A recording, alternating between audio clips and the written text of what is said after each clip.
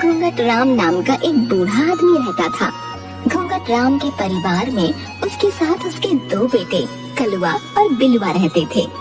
कलवा की उम्र 10 साल है और वो बात करते हुए थोड़ा हकलाता है। बिलवा की उम्र 11 साल है। कलवा और बिलवा को माँ का प्यार नसीब नहीं हुआ था। उनकी माँ उन्हें छोटी उम्र में ही छोड़ भगवान के पास चली गई थी। घूंघट राम ने कलवा और बिलवा की परवरिश में कोई कमी नहीं रखी थी। ए कलवा, बिलवा, तने किधर तो आओ रे। जी पिताजी बताइए, कुछ काम है तो अभी कर देता हूँ। हाँ पिताजी बोलिए, ये हकला क्या काम करेगा? मैं हूँ ना, आप मुझे बताइए। देख बिलवा, कलवा तेरा छोटा भाई है और तुम दोनों हमेशा मिलकर रहो, मैं यही चाहता हूँ। और इसके हकलाने का मजाक अगर तुम ऐसे ही उड़ाते रहे तो गांव में बाकी सब भी वैसा ही करेंगे, समझे? तुम दोनों भाई हमेशा प्यार से रहो, समझे? माफ कर दीजिए पिताजी, आगे से ऐसा नहीं होगा। बिलवा अपने आप को कलवा से बहुत होशियार समझता था, लेकिन कलवा अपने भाई की सारी बातें मानता था। दोनों बच्चे वहाँ से चले जाते हैं। पता नहीं मेरे बाद इनका क्या होगा, राम ही जाने। 10 साल बाद कलवा और बिलवा के पिताजी का देहांत हो चुका था और आज उनके घर, जमीन, जायदाद सबका बंटवारा हो रहा था। घर के आंगन में कुछ लोग इकट्ठा थे। एक चारपाई पर मुखिया जी हुक्का पीते हुए दिखाई दे रहे हैं।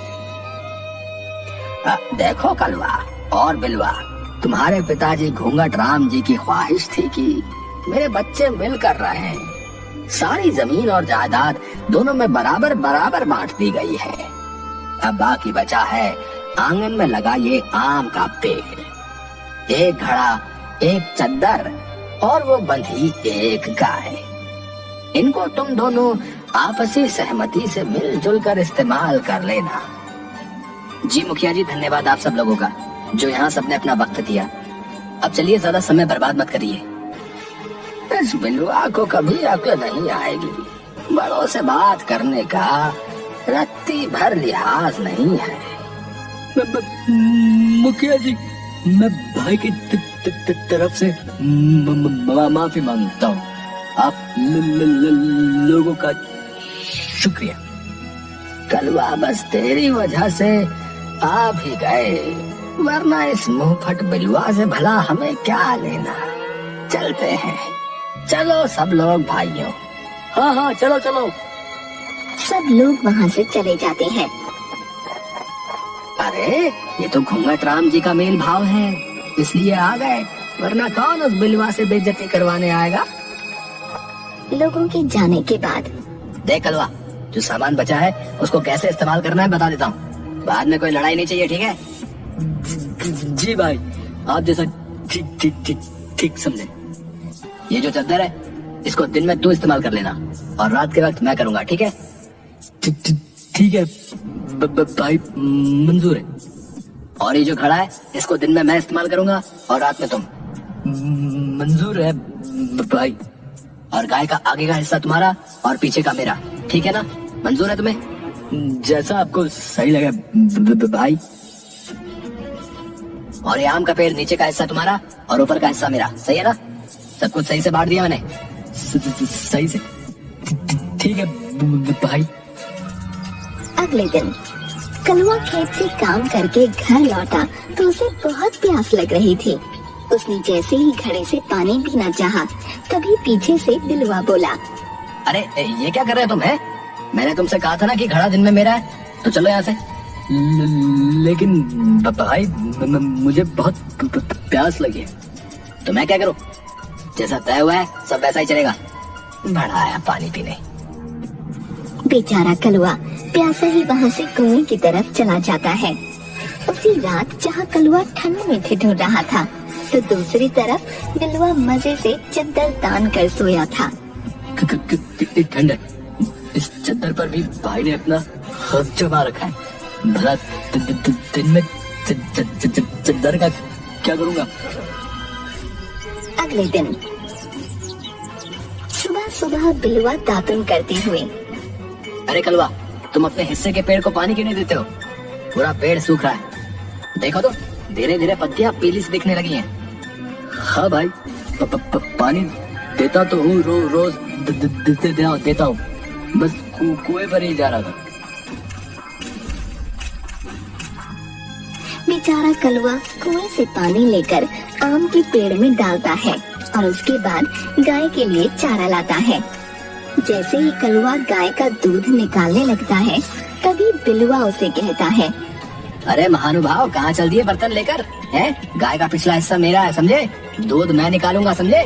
चलो हटो यहाँ से। एक दिन कलवा बहुत उदास होकर गांव के तालाब के किनारे बैठा था। तभी गांव के मुखिया जी वहां से गुजरे। उन्होंने कलवा को उदास देख उससे बात करनी चाहिए। अरे कलवा, कैसे हो भाई? है?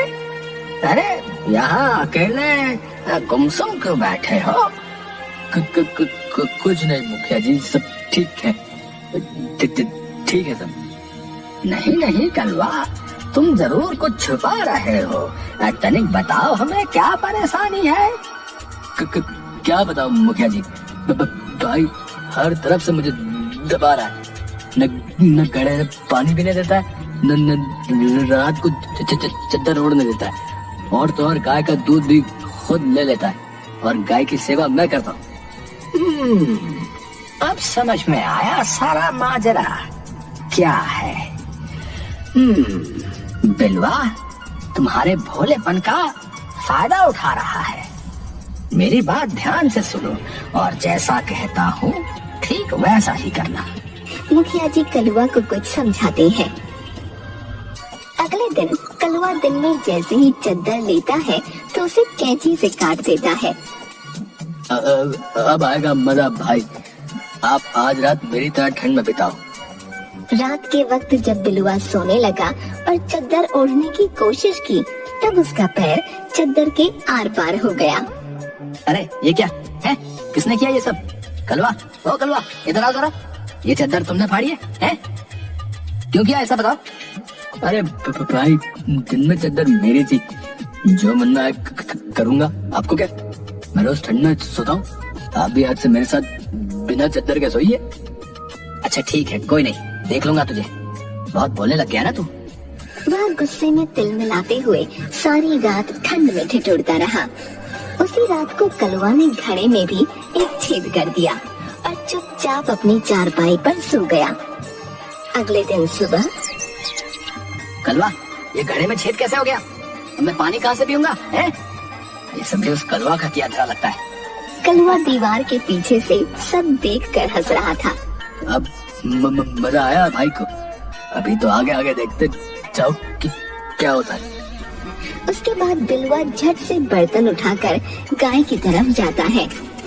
अभी दूध पीकर ही काम चला लूंगा, इस कलवा को बाद में देखता हूँ। इतना बोलकर बिलुआ गाय के नीचे दूध निकालने के लिए बैठ जाता है। तभी कलवा वहाँ आ जाता है और गाय को तंग करने लगता है। कलवा ये क्या कर रहा है? दिखता नहीं क्या है? मैं दूध निकाल रहा हूँ, गाय बिगड़ गई तो? अरे भाई, मैं तो बस गाय के आगे के हिस्से को छू रहा हूँ, जो मना है कर सकता हूँ, तुम्हें इससे क्या? इतने में गाय जोर से लात मारती है और बिलुआ दूर जाकर गिरता है। कलवा झट से वहाँ से भाग जाता है। अरे मर गया रे, सारी हड्डी पसली तोड़ दी। इस करम जले हकले कलवा को छोड़ूंगा नहीं है, बहुत दर्द हो रहा है। दोपहर होते ही बिलुआ आंगन में लगी चारपाई पर बैठा हुआ। बहुत जोरों की भूख लगी है, क्या करूं? तभी उसकी नजर आम के पेड़ पर गई, जहाँ पर आम लगे हुए थे। ये सही है, आज आम खाकर ही पेट भरता हूँ। ये कहकर लंगड़ाते हुए आम के पेड़ पर जा चढ़ा।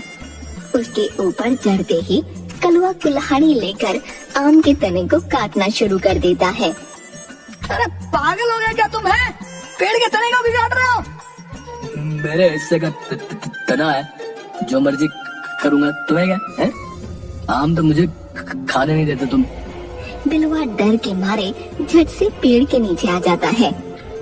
देख कलवा, आज तो तुमने हद ही कर दी है। अब इस बात का फैसला तो मुखिया जी ही करेंगे कि क्या गलत है क्या सही। चलो मुखिया जी के पास। हाँ ठीक है, चलो।